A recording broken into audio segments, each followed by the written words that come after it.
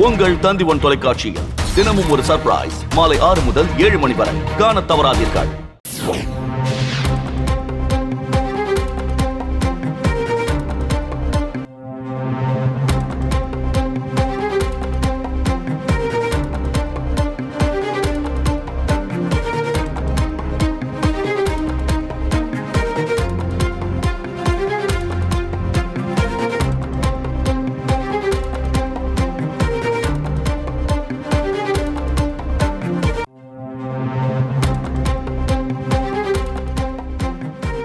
அண்மை செய்தி 24 காவல் அதிகாரிகளை பணியிட மாற்றம் செய்து தமிழக அரசு உத்தரவு பிறப்பித்திருக்கிறது.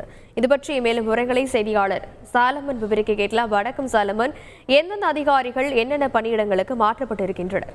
சென்னையில் காவல் ஆணையர் மாற்றப்பட்ட பிறகு தொடர்ச்சியாக அவருக்கு கீழ் உள்ள அதிகாரிகள் பணியிட மாற்றம் செய்யப்பட்டு வருகின்றன. குறிப்பாக கூடுதல் ஆணையர்கள் பணியிட மாற்றம் செய்யப்பட்ட நிலையில தற்போது சென்னையில முக்கிய காவல் மாவட்டமாக பார்க்கப்படக்கூடிய அண்ணாநகர், திருவல்லிக்கேணி, பூக்கடை உள்ளிட்ட பல்வேறு காவல் மாவட்டங்கள்ல இருக்கக்கூடிய துணை ஆணையர்கள் மற்றும் 14 எஸ்பிக்கள் என மொத்தம் 24 காவல் அதிகாரிகள் தற்போது பணியிட மாற்றம் செய்து தமிழக அரசு உத்தரவு ஒன்றை பிறப்பித்துள்ளது. குறிப்பாக சென்னை காவல்துறையோட நுண்ணறிவு பிரிவு துணை ஆணையராக சக்தி கணேசன் என்பவர் நியமனம் செய்யப்பட்டுள்ளார். மதுரை மாவட்ட மதுவிலக்கு அமலாக்க பிரிவு எஸ்பியாக இருந்த சுஜித்குமார் சென்னை காவல்துறை பாதுகாப்பு பிரிவு துணை ஆணையராக பணியிட மாற்றம் செய்யப்பட்டுள்ளார். மதுரை அமலாக்க பிரிவு இருந்த அந்த சுஜித் சென்னை காவல்துறை பாதுகாப்பாக மாற்றப்பட்டுள்ளார். தமிழ்நாடு போலீஸ் அகாடமி எஸ்பியாக இருந்த செல்வநாகரத்னம் தற்போது திருவல்லிக்கேணி துணை ஆணையராக நியமனம் செய்யப்பட்டுள்ளார்.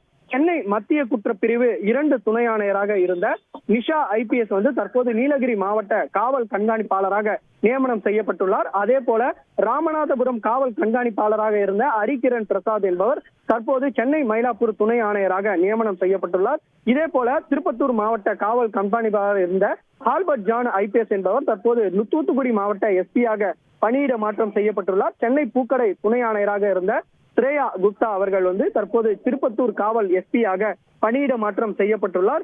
இதே போல மொத்தம் 24 காவல் அதிகாரிகள் பணியிட மாற்றம் செய்யப்பட்டுள்ளனர். தொடர்ச்சியாக நுண்ணறிவு பிரிவு, அதாவது சென்னையில முக்கியமாக பார்க்கப்படக்கூடிய இந்த நுண்ணறிவு பிரிவு துணை ஆணையராக கடந்த 1 மாதத்திற்கும் மேலாக இந்த பொறுப்பு காலியாக இருந்த நிலையில தற்போது அந்த பொறுப்புக்கு நியமனம் செய்யப்பட்டுள்ளார் அந்த சக்தி கணேசன் என்பவர். இதே போல தற்போது துணை ஆணையர் பணியிட மாற்றம் செய்யப்பட்டுள்ள நிலையில தற்போது அடுத்த கட்டமாக இன்ஸ்பெக்டர் மற்றும் ஏசிக்கள் என தொடர்ச்சியாக இது தொடர்பாக பணியிட மாற்றம் நிகழும் என காவல்துறை வட்டாரங்கள் தரப்புல தெரிவிக்கப்பட்டுள்ளது. விரிவான விவரங்களுக்கு நன்றி சாலமன். உங்கள் தந்திவன் தொலைக்காட்சியில் தினமும் ஒரு சர்ப்ரைஸ் மாலை 6 முதல் 7 மணி வரை காணத் தவறாதீர்கள்.